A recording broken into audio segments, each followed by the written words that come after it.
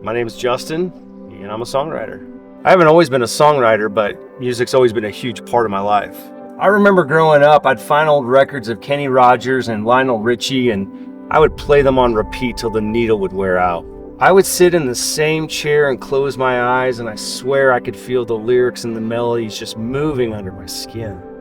It's unexplainable how music like that makes you feel so good about being alive. But music has the power to do that.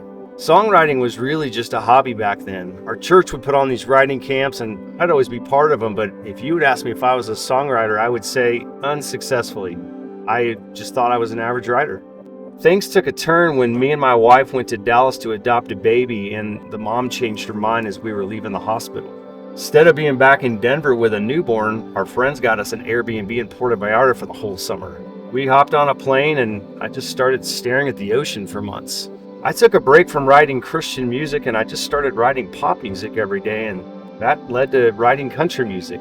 It felt so natural to me to write about real life struggles and stuff that just really makes me happy to be alive.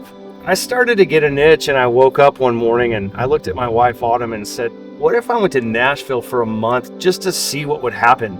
She said, "I love that. I don't want to go, but you should totally go."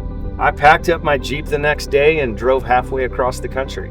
I had a moment of luck strike when I had an opportunity to write with four-time Grammy-winning producer Ted T. I walked into the studio so nervous I thought I was going to throw up. There were Grammys sitting on his piano, gold records on the wall. Imposter syndrome set in hard. I was shaking when we started chatting. I shared that I had about 50 song starts in my back pocket, and he said, "Play a few." I pulled out my guitar and I played a few ideas, and he looked at me and he said, "You got 50 of these?" And I said, I actually might have more.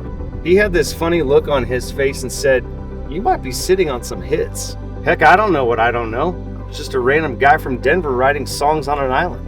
9 hours later in the studio, he said, "Let's come to a stopping point for today." He turned around in his chair and he looked at me dead serious and said, "I think your life's about to change."